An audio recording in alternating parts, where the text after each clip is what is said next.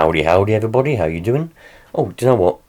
I love Sundays because they're a nice calm day. Today is calm and I like it. So having a little look at my nitro car. Let's turn that on. Look. Having a little look at my nitro car. This one, it's actually my daughter's one. But I was trying to explain to some people how you set up the throttle trim and all that kind of stuff. And all that kind of stuff yesterday. Needs a bit of a clean up really. I'll have to give it a clean. I'm looking into trying to get a better GoPro, so that, because the one I've got's an old one, it's a Hero 3 and it hasn't got a screen on the back of it and hasn't done anything. It's a good camera, but it's, you know, it's outdated and it's difficult to use. So I'm trying to get a better one so I can do some action footage, you know. I always mount the camera on the car or something and it looks alright the way I'm facing it, but it's actually facing to the floor or to the sky and it gets no bloody footage. Sometimes I put the camera on my head, you know, so I can film what you can see, what I'm seeing. And the amount of footage that I've just discarded, I've spent whole days, you know, out and about filming loads of stuff, and I'm like, yes, this is going to be the nuts. And then when I get home and I put the footage on the computer, because on that GoPro it's got no screen on it, so you can't view it, and for some reason, and you can connect it to your phone, but for some reason it won't let me Bluetooth it to my phone anymore, so I can't even view it on the phone. I have to take the memory card out and put it in the computer. And yeah, man, I've whole day's worth of footages I've had to just delete because it's been facing the sky and you've not seen anything, or it's been facing the floor and all you can see is my feet walking along and my hands, you know what I mean? So I'm looking into trying to get, they do a GoPro Hero 9 now, but that's ridiculously expensive. That's like 350 quid for a little camera. I mean, I know they're a good camera, but that much money for a little camera like that, can't. But the Hero 8 is dramatically less. It's about 230 or something like that. But so I'm trying to save up for that. So maybe in a few months' time, I'll have a better GoPro, and I can actually, because it's got the screen on it, I'll better put it on a mount and I'll better adjust it to where it's facing properly and do the mount up tight, and then we can have some action footage from some RC cars, you know, going over jumps and all that other kind of stuff. So yeah, man, that's the plan anyway, because my daughter, she loves all these electric cars and things and nitro cars. She was properly interested in it, but it's been quite a while now, so I don't know if she still is, but yeah, it'll be good. It will definitely be good. There's a bit of fuel in there, so I'm going to go to jelly, but that'll be alright. We can let that go, get that out nearer the time when I want to use this car. I've still got all these, this is 2 boxes worth. There's stalkers in there. I've put them there because I had them on the bench and I've had to move them because I want to put that car there, but there's stalker radios in there, you know, all the older stalkers and the meters and things and bits and bobs. So let's open up a box and I'll show you what's in there. I'll tell you the story behind it. So in the other box, that's where the radios, but this one, it's all the meters and things and bits and bobs. All this, I had to buy all this bubble wrap, and luckily enough I managed to, no, I didn't buy that one. I bought a box for one, but it wasn't this one. I saved these boxes, but I bought the tape, bought the bubble wrap, loads and loads of packing I had to buy for this bloke. Who, because I had all this stuff listed on various websites that people had done it for me, because I don't really do much internet kind of stuff, buying and selling it on the internet. You know, I used to use eBay back in the day to buy and sell lawnmowers and bits and bobs, but it started to get a bit annoying. I didn't like eBay's fees, I didn't like everything else, so I stopped doing that. And so somebody else listed all these on various websites for me. It didn't get any sale, and in the end I just said, fuck it, let's stick them on eBay. I'll have to just suffer the fee. So I sold them, put them on eBay, and a bloke messaged me, said he's interested, blah blah blah, and would I post them, would I pack them, would I do all this kind of stuff. I said brilliant. He ended up winning them and he paid, but his address on eBay wasn't complete. You know, when you sell something on eBay. See, look, this is just loads of meters. I've got various. I just chucked them all in. I know these are all old ones, but there's loads of them, different types. There's an Oscar meter. There's Stalker radios, all kinds of stuff. I had to buy all this bubble wrap. It cost me about £28, I think, to buy the bubble wrap on its own. And and so his address wasn't complete. So what happened was I was just going to post it. I managed to find his address.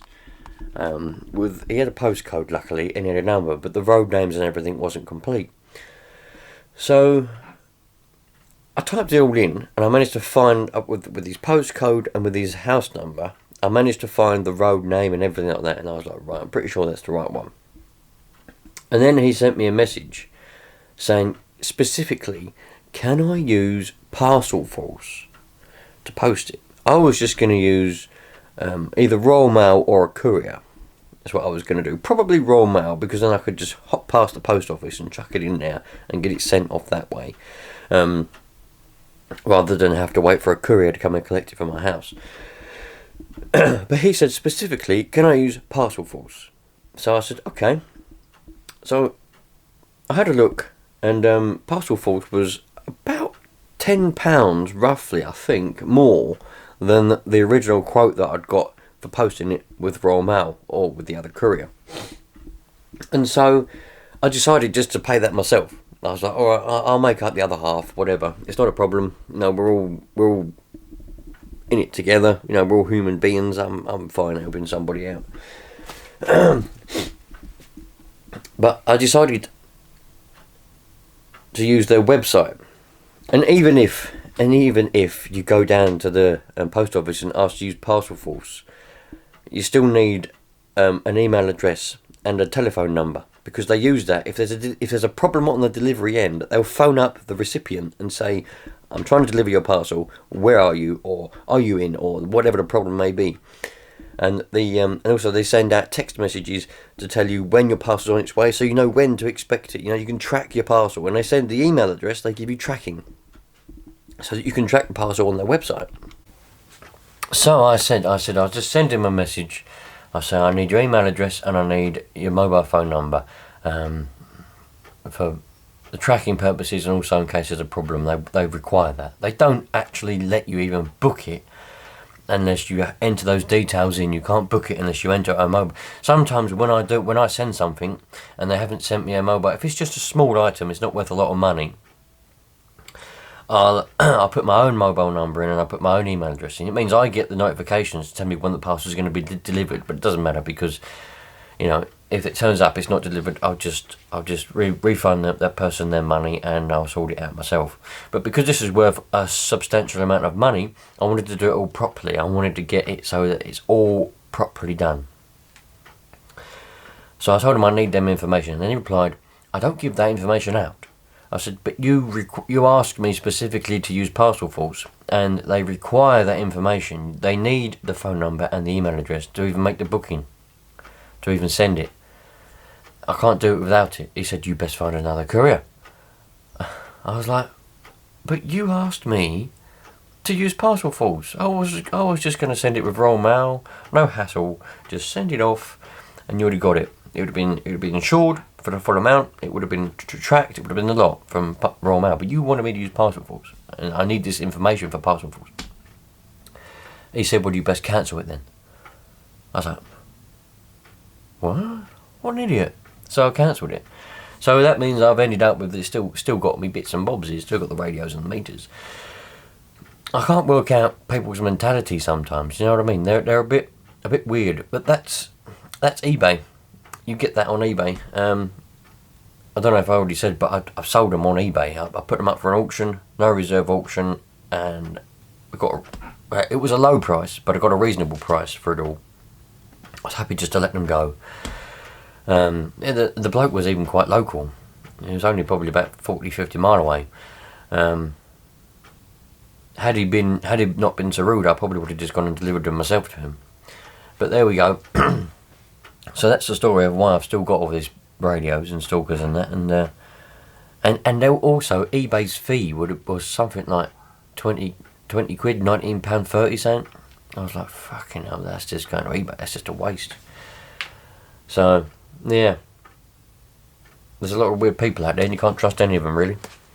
I still like this knife. It's pretty cool, isn't it? It's a pretty cool knife, that is. It's not sharp in the slightest, it's just a display show knife. It's not sharp at all. Nothing there. It's blunt as old Harry, you know. But I quite like that. Very nice. This whole box is the nuts. Love this old box. Don't know what that says. Elecon? Something? Just have a look in there. It's just like an old. I don't know what it would have been for originally, but put bits and bobs in there, like. Stick it on the shelf with some stuff in. Might even give it a clean up. Or should I leave it as it is? Looks pretty cool as it is today. It don't really need a clean, does it? It's just like, I could just probably actually like clean the dirt off of it, so but leave the rust and the character, perhaps. But love it. It is really cool. Love stuff like that. Old boxes and bits and bobs like that. It's pretty awesome. It's the next day now. It's the Bank Holiday Monday, and I've got a few things I want to do today. I want to show you lot. But before I wanted to show you lot, I've got these. These are my RC batteries, and every now and again I put them on the charger and cycle them just to keep them going because I don't really use them enough. So I just kind of cycle them. It's something. It's a good idea to do. Get yourself a cycler, and all it does is discharge them, and then it will charge it. And you choose at what rate of amps you want it. I've got it discharging at 1 amp and charging at 3 amps, and this is a 3.7, 3700, see? So it'll do that. I've got it doing it twice. So discharge and charge, discharge and charge. And I'll do that for all these batteries. Just kind of keeps them alive, because if they sit for too long, they start to deteriorate and then they're not any good anymore. So I do that every now and again. Keep them all going, you know. And I think it's a good idea, really. What I do want to do today, I've got some coax here. Now I'm not going to use it very often, but I want to get it complete. I don't like things being incomplete, so. Can you hear me? Hello, girl. People on the little radios again. What a lovely day it is. You go in the garden. That's okay. Well, are you going in the garden?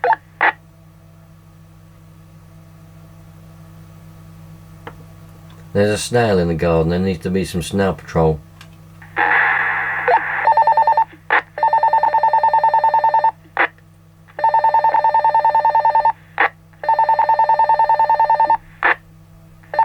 They love it.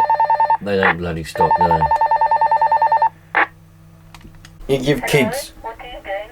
You give kids walkie-talkies with the little call button. They don't stop. They just keep pressing it. I've got this Diamond X50, which goes all out there, and then in this bag is like a tripod. So you put the tripod out, and then you stick the little tube that goes up with the pipe, the tube thing. Excuse me. And you attach the aerial to it, and you've got yourself quite a high tripod. So I've got that, and I want to make a little bit of coax to go from the aerial just to go to like a car or to the radio or something, and then I've got a complete kit. I don't like not having a complete kit, even though I'm not going to use it. So it's the fact that it's not complete that's bugging me. So I'm going to get some coax, I'm going to solder on a PL259 plug, and then that's that sorted.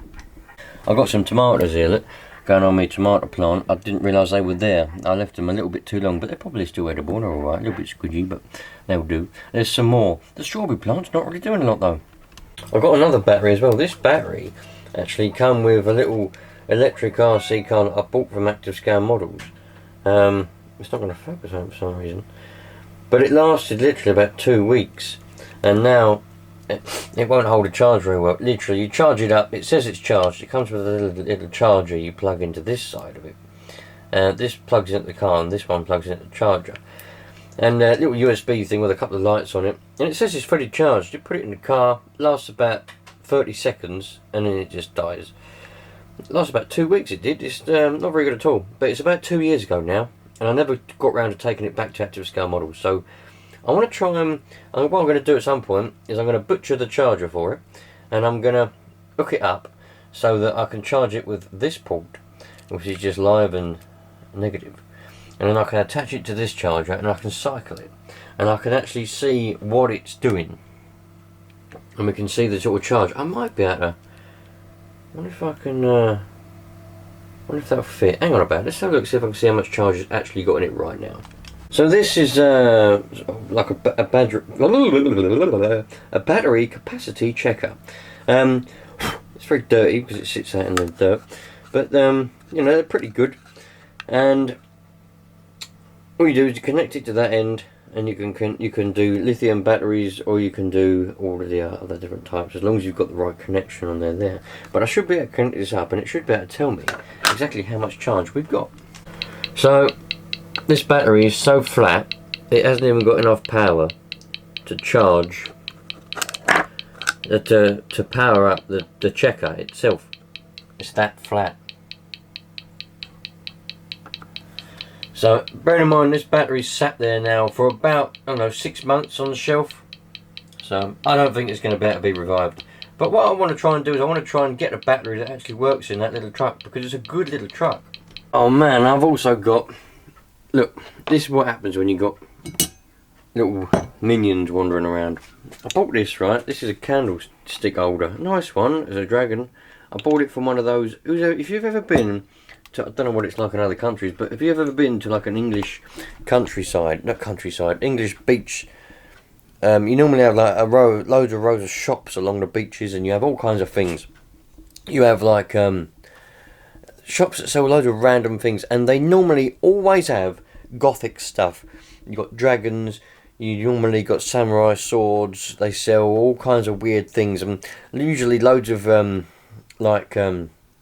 cups with tits on them, and you know, fannies on, and everything you can think of in a little section in the corner there, with like innuendo jokes and all kinds of things. But I like the gothic stuff. I like the dragons, I like the skulls. I bought loads of different things from them over the years, and I bought this candlestick holder. Now what this was, it was a black dragon, and it had that was on there like that. It was holding a candle, and you stick a candle in there, like a long candle. I used to have red candles on there, so I liked them. They used to be nice. And obviously, he had a head. Now, my son got hold of it because it was on the windowsill, and now he's growing up. He can climb up to there, and he climbed up, and he got the dragon, snapped the head off of it. I can't find the head anywhere. The head is definitely indoors somewhere, so I'm going to find it, unless he's eating it. But there you go. He ate a teapot once, and the teapot came out the other end. We didn't know what was going on there. Anyway. He snapped this off, so I'm going to glue that back on. I've got some repairing. I've got to glue this back on, and also they've got each one of these Minecraft like a lap. What do they call it? Like a lap tray. Yeah, you put it on there, and you can put a tablet in there if you want to. They're a bit dirty because they've been eating food on there, but they need a bit of a clean. But what happened was they snap them. They snap very easily along here, and they've snapped both of them now. So I've glued them once, but I'm going to try one last time to try and glue them together, because I can't stand waste. And if I can repair them, brilliant. I mean, them, I think they were £13 each. £13 each, yeah? So I don't want to be wasting them if I can repair them. So I'm going to glue them back together again for one last time. I might have to restuff that one. I've got a bag of, because we had a bean bag, and the bean bag split, and all the stuffing come out, all them little polystyrene balls come out, and they went everywhere. So I bought a new bag of polystyrene balls to restuff that, and I've also fixed the bean bag, but I've got some left over. So these have got like a polystyrene ball, like a bag underneath, obviously for on your lap, and a lot of the balls came out of this one, as you can see. You can see them all in there, look. So I might have to restuff it before I glue it, but yeah, I've got a bit of repairing to do before I do anything else today, because then that way these can be drying while I'm doing other things. I've got another one here, look. The kids use these, you see, so what happens is they like sit on them and throw them around. It's a bit annoying. I think I've repaired this side, and I repaired up here once, but I snapped that there since. Now, this side, this one's come off, and the stuffing come out, the polystyrene balls come out a little bit of that one as well. Got them two gluing at the moment. That's not very good, that one. I think that one's had it. Love makes a house a home. It does, very much does. So I'm going to glue this one back together. This glue is a nuts. I've got this glue I've got some Gorilla Glue as well, but that's good stuff. But this stuff is the nuts, and it's cheaper. Everbuild Stick 2 industrial grade super glue. Very good stuff. Sticks in literally about 10 seconds.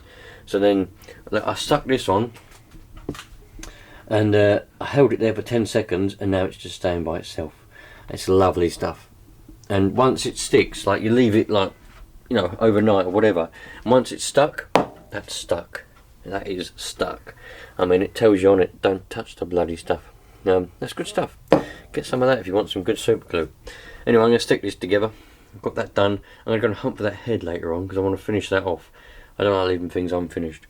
So, yeah, I think that one's going to have to go in the bin though. It's not very good, that one. This one's done. That one's glued nicely.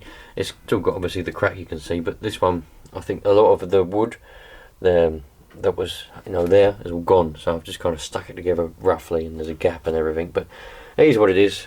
At the end of the day, they're expensive for what they are, but at the same time, they're not a lot of money. Does that make any sense? Like, £13 for that, I think, is bloody expensive. But it's because it's Minecraft, that's what it is. You pay for the brand, don't you? But at the same time, £13, you know, they've got their money's worth out of that. It needs a good old clean. But they've got their money's worth out of it. So if it doesn't get repaired and it doesn't last any longer, it ain't the end of the world. But I think we'll get another go out of that yet. That should be alright. I'm pretty pleased. Well, that's that stuck. I'm pretty pleased. Lovely. Look at all that. That's milkshakes and all sorts of things spilt on that pillar. It's a shame that you can't. They should do, and if they don't already do it, they should do it. Like one of these lap trays where you can detach the pillar, where it's not like filled with polystyrene, it's filled with stuffing that you can wash. And so you can detach it, and then you can wash the pillar, and then you can clean the hard board itself. That would be good. I reckon they should do that if they don't already do it. If they already do them and I've not discovered them yet, let me know, you lot, where I can find them. But I think that would be a bloody good idea, because at the moment, yeah, you can wipe down the surface, the hard surface, but if you spill something, like kids do obviously, don't they, and you know, it goes on the fabric on the bottom, you can't wash it. So now we've got stains all over it where milkshakes and anything else has been knocked over on the table, and it's all run down and gone through, and it's all in there. But you know, I must admit, I did spill a cup of coffee on this as well, so part of that is coffee. But yeah, they should do one. Detachable pillar. Then you can put it in a washing machine, wash it, tumble dry it, or put it on the line and dry it, and then either zip it back on or attach it with Velcro, however it is attached, and away you go. You got yourself a nice fresh table. That's what I reckon they should do. In fact, I should go on Dragon's Den and I should picture that, and I'll be a millionaire soon. That's a bloody good idea. I reckon everybody would buy that. So this is the little charger that it comes with. This is just like a little USB thing. It's got a little circuit board in there, and it says on it the model there. The input is DC 5 volts at 2 amps. The output is 7.4 volts at 500 milliamps, and it's made by Shanchu Ying Long Yi, or whatever that says there. So basically, I've been trying to charge it now for a few hours, and I'll show you what it does. I've been charging it indoors, but let's plug it into this little charger here. Oh, typical, it's going to be the wrong way around, isn't it? So the light is on the bottom. But let's turn that on, and you can see there it's got a red light and a green flashing one. And normally when the green one is erratic, normally it's got a solid, the red light is on and the green one just flashes up and down at a steady pace, but it kind of just goes up and down all over the place willy-nilly.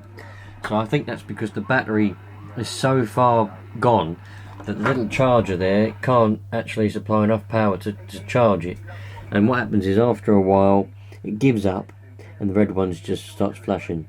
And I think when the red one flashes, it means there's a fault.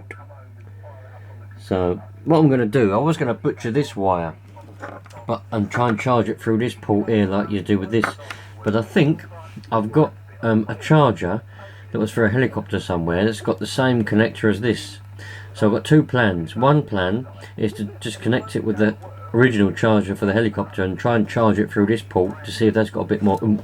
You might better get it going. If not, I'll butcher that wire, that charger, and I'll connect it up to this, and I'll connect it to my more powerful charger here, and then I'll try and get it cycling, and might be able to get this battery to come back to life, and we'll see what happens. So just out of curiosity, I plugged it into this after it's been trying to be charged for a while, and it's got 1% now, and it's 2 cells. We can cell 1 is 1.65 volts, which is 0% apparently, and cell 2 is 99%, 4.42 volts.